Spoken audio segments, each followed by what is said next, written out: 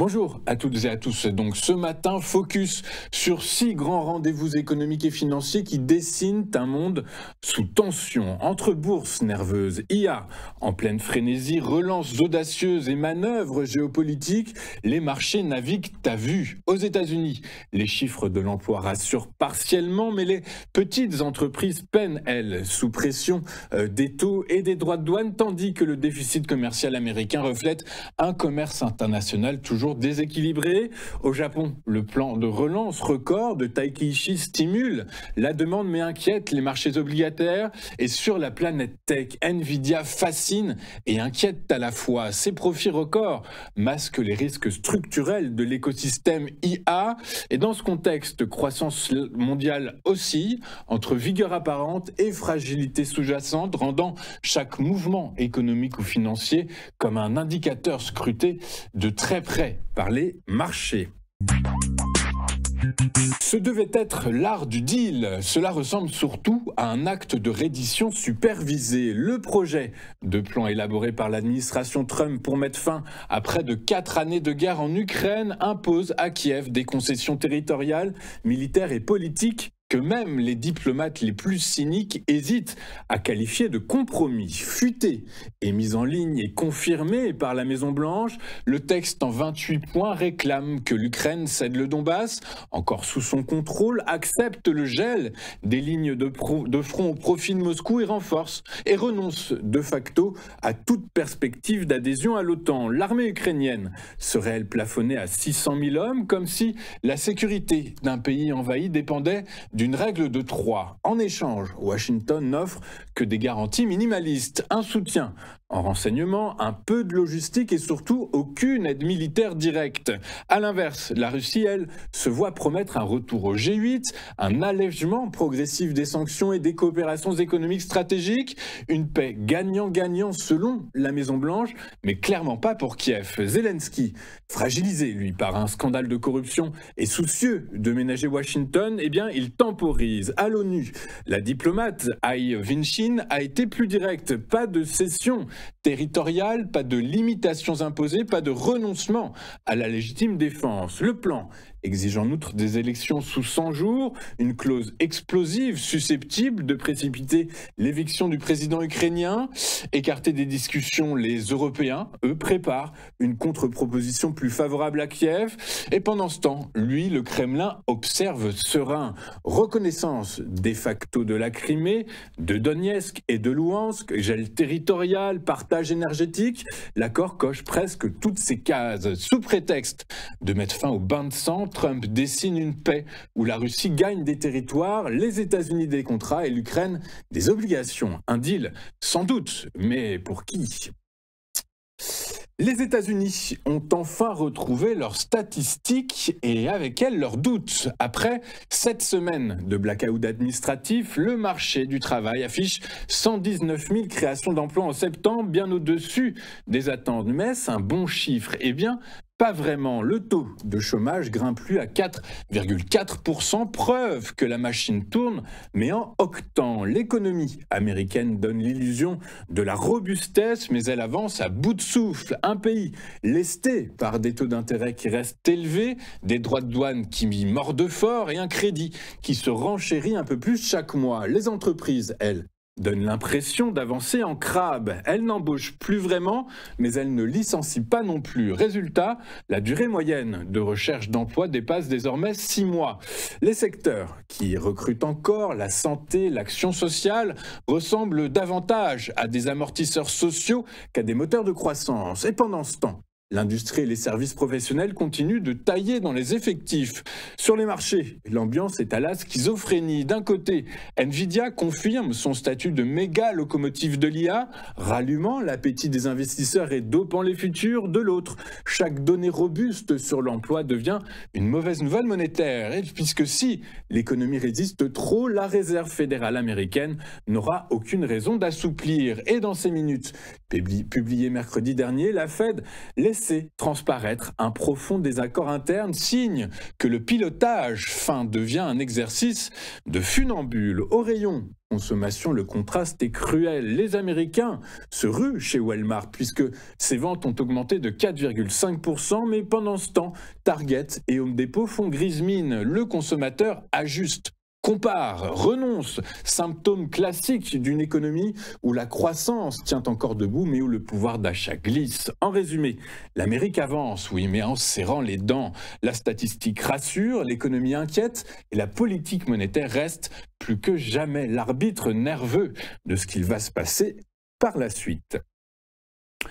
La petite entreprise américaine, longtemps présentée comme l'ossature de la croissance et donc pilier de l'emploi outre-Atlantique, se retrouve aujourd'hui prise en étau entre une inflation tenace, des coûts de financement prohibitifs et une politique commerciale devenue un instrument de pression géopolitique. Première alerte, le coût du crédit, avec des taux maintenus entre 5,25 et 5,5%, leur plus haut niveau depuis 23 ans, le financement des PME s'est brutalement renchéri. Les prêts à terme dépassent désormais 7% en moyenne et grimpent jusqu'à 10 voire 12% pour les structures les plus fragiles. Résultat, l'investissement des petites entreprises a reculé pour le 3e trimestre consécutif selon des données compilées par la Fed de Kansas City. Deuxième crainte, la guerre commerciale. Les droits de douane moyens appliqués par Washington atteignent 16,8%, un sommet depuis 1935. Certaines importations clés comme l'acier, les machines-outils, les composants électroniques subissent eux des surtaxes de 20 à 60%, faisant grimper les coûts de production et comprimant les marges. Paradoxalement, ces mesures censées protéger l'industrie ont détruit plusieurs milliers d'emplois manufacturiers depuis début 2025 selon des études de Yale Budget Lab. Et troisième pression, le pouvoir d'achat. L'inflation alimentaire reste élevée, autour de 4,1% sur un an, et un ménage sur 4 vit désormais avec plus de 95% de ses revenus absorbés par les dépenses essentielles. Dans ce contexte, les salariés sont distraits, stressés, moins productifs, un facteur que les entreprises commencent à quantifier dans leurs coûts cachés. À cela s'ajoute un marché du travail sous tension, pénurie de main-d'œuvre, chute de l'immigration légale de 30% en 5 ans et un salaire en hausse de 4,3% sur un an dans les services. Pour les PME, impossible de suivre. La Fed, elle, amputée de plusieurs indicateurs durant le shutdown, navigue désormais avec un tableau de bord incomplet, mais un fait demeure. Derrière la résilience macroéconomique apparente, l'économie réelle des PME américaines montre des signes clairs d'essoufflement. Une fissure, pour l'instant local, mais dont la propagation pourrait devenir un risque systémique. Le déficit commercial des États-Unis a nettement reculé au mois d'août selon les chiffres publiés mercredi par le département américain du commerce. Ces données très attendues permettent enfin de mesurer l'effet des nouveaux droits de douane décidés par le président Donald Trump sur les échanges internationaux au cœur de l'été. Concrètement, les importations américaines ont fortement diminué. Elles tombent à 340,4 milliards de dollars, soit une baisse de 5,1% par rapport à juillet. Et à l'inverse, les exportations ont légèrement progressé de 0,1% pour atteindre 280,8 milliards de dollars. Ce mouvement combiné se traduit par un déficit commercial limité à 59,6 milliards de dollars, un recul de 24% par rapport au mois précédent où il s'élevait à 78,2 milliards de dollars. Ces chiffres correspondent globalement aux anticipations des économistes interrogés par le Wall Street Journal qui attendaient un déficit autour de 61 milliards de dollars. La publication de ce rapport, rappelons-le, avait été décalée de 6 semaines en raison du blocage de l'administration fédérale. Et pour bien comprendre ce net repli, il faut revenir sur les mouvements observés depuis le début de l'année. Avant l'entrée en vigueur des droits de douane début 2025, les importateurs s'étaient précipités pour faire entrer leurs marchandises, provoquant une explosion temporaire du déficit. Puis en avril, l'instauration de droits de douane mondiaux a brutalement freiné les échanges, entraînant la plus forte forte chute mensuelle d'importations jamais enregistrée. Et depuis l'été, eh bien, les déficits oscillent à des niveaux plus bas que l'an dernier, mais proches de ceux de 2023. En clair, si les tarifs douaniers ont créé des à-coups, ils n'ont pas encore bouleversé la dynamique structurelle du commerce américain. Le pays continue d'importer largement plus qu'il n'exporte. Le gouvernement de Sana Takaichi a validé un plan de relance de 21,3 billions de yens, soit 135,4 milliards de dollars, un signal fort lancé par la nouvelle première ministre en faveur d'une politique budgétaire expansionniste dans un contexte de croissance molle et d'inflation persistante. Le programme comprend 17 700 milliards de yens de dépenses publiques et 2 700 milliards de yens de réduction d'impôts, soit le stimulus le plus massif depuis la crise sanitaire. L'objectif ? Soutenir la demande intérieure, amortir la hausse des prix et éviter un essoufflement de l'activité au moment où les exportations ralentissent. Mais cette orientation keynésienne accroît les tensions sur les marchés. Le yen s'est déprécié à un plus bas de 10 mois, un signal clair de défiance envers la trajectoire budgétaire du pays. Dans le même temps, les rendements des obligations japonaises à très longue maturité ont atteint des niveaux historiques, reflet d'une prime de risque croissante sur un État déjà endetté à plus de 250% de son PIB, un record mondial. Le financement reposera sur des recettes fiscales dopées par l'inflation, mais surtout sur une nouvelle vague d'émissions d'obligations dont le volume supérieur à 6 690 milliards de yens l'an dernier, je vous le rappelle, reste en cours d'arbitrage. Cette pression supplémentaire sur le marché obligataire intervient alors que la banque centrale nippone, la BOJ, entame une normalisation prudente de sa politique monétaire. Un budget supplémentaire doit être présenté le 28 novembre prochain et les investisseurs scruteront de près l'équilibre entre relance et soutenabilité, enjeu central pour une économie japonaise qui cherche à stimuler sa croissance sans fragiliser davantage ses finances publiques. Nvidia a encore pulvérisé les attentes, des marges stratosphériques, des prévisions relevées et une demande qui ne faiblit pas. La machine IA tourne à plein régime, mais sur le papier, l'histoire semble parfaite, mais sur les marchés, elle l'est un peu moins, car les résultats de Nvidia ne disent pas la vérité macroéconomique de l'intelligence artificielle. Ils disent la vérité, mais la vérité de Nvidia, un quasi-monopole sur les GPU avancés, une rareté entretenue, un pricing power inédit et des carnets de commandes qui dépassent les 500 milliards de dollars. Jusqu'en 2026, un acteur qui vend des pelles pendant la ruée vers l'or, mais pas la ruée elle-même. Le reste du secteur, lui, avance sur une ligne de crête financière. Les hyperscalers surinvestissent au sens littéral. Leur capex IA explose, financé massivement par l'endettement dans un contexte de taux encore élevés et des spreads corporate qui commencent à se retendre. On construit aujourd'hui des data centers comme on construisait des autoroutes dans les années 60, vite, cher et en espérant que la demande suivra. Sur le plan économique, la question centrale est simple, les milliards injectés dans l'IA génèrent-ils réellement un rendement proportionnel? Dit autrement, est-ce que chaque dollar dépensé aujourd'hui rapporte-t-il plus, autant ou déjà moins qu'hier? Eh bien, pour l'instant, personne n'a la réponse. Les investissements explosent, mais la rentabilité attendue reste une promesse, pas un fait établi. Les revenus réels des services IA restent faibles, les modèles économiques encore flous et la productivité promise toujours en phase bêta. Pendant ce temps, le coût fixe, lui, grimpe. Énergie, GPU, refroidissement, foncier, fibres.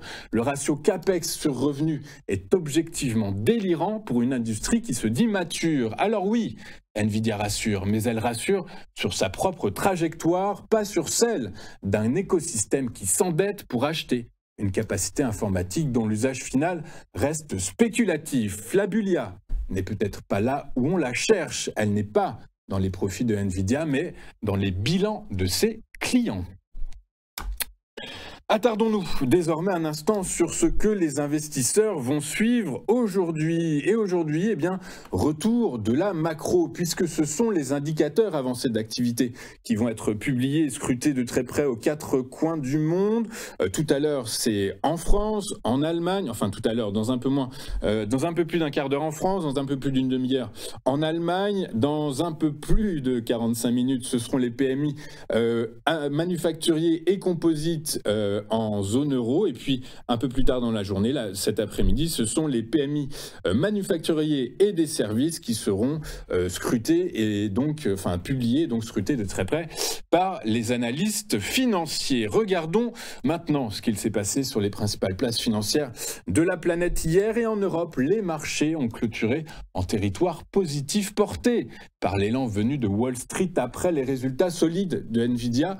Au T3, l'appétit pour le risque a été toutefois tempéré par la publication du rapport américain sur l'emploi, rapport sur l'emploi jugé mitigé, comme vous l'avez bien compris dans nos actus. À Paris, le CAC 40 a mis fin à une série de 5 séances de baisse en gagnant 0,34% pour revenir à 7 981 points. BNP Paribas, notez-le, s'est distingué en tête du CAC, soutenu par le relèvement de son objectif de ratio de solvabilité, signe d'une solidité financière appréciée par le marché. Londres a gagné 0,21% et Francfort a lui pris 0,5% sur l'ensemble du continent européen. L'Eurostoxx 50 a également évolué dans le vert, progressant de 0,64% à 5 577 points. Aux États-Unis, Wall Street a brutalement décroché hier, effaçant l'élan suscité quelques heures plus tôt par les solides résultats de Nvidia. Pour plusieurs analystes, l'IA porte déjà les caractéristiques d'une bulle, c'est-à-dire des valorisations extrêmes, un emballement émotionnel et des dépenses colossales des géants de la tech. Dans ce climat tendu, eh bien, les chiffres de l'emploi américain ont ajouté à la nervosité sans véritablement éclairer les anticipations de la Réserve fédérale américaine. Le Nasdaq a chuté de 2,15%, retombant à un plus bas de 2 mois, tandis que le S&P 500 a lui abandonné 1,55% et le Dow Jones 0,84%. Quant au prix du pétrole, ils ont reculé hier, pénalisés par la baisse de Wall Street et l'attentisme avant les sanctions américaines contre Lukoil et Rosneft.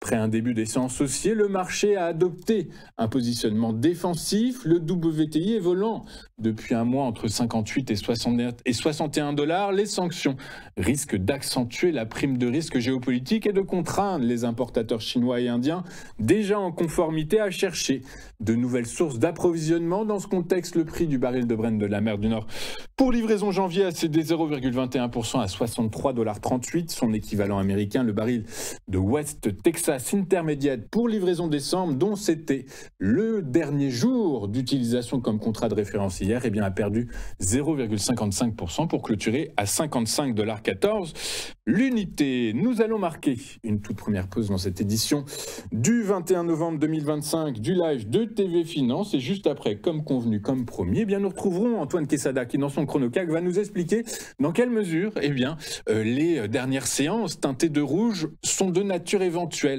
à offrir de belles opportunités sur le CAC 40. À tout de suite sur TV Finance.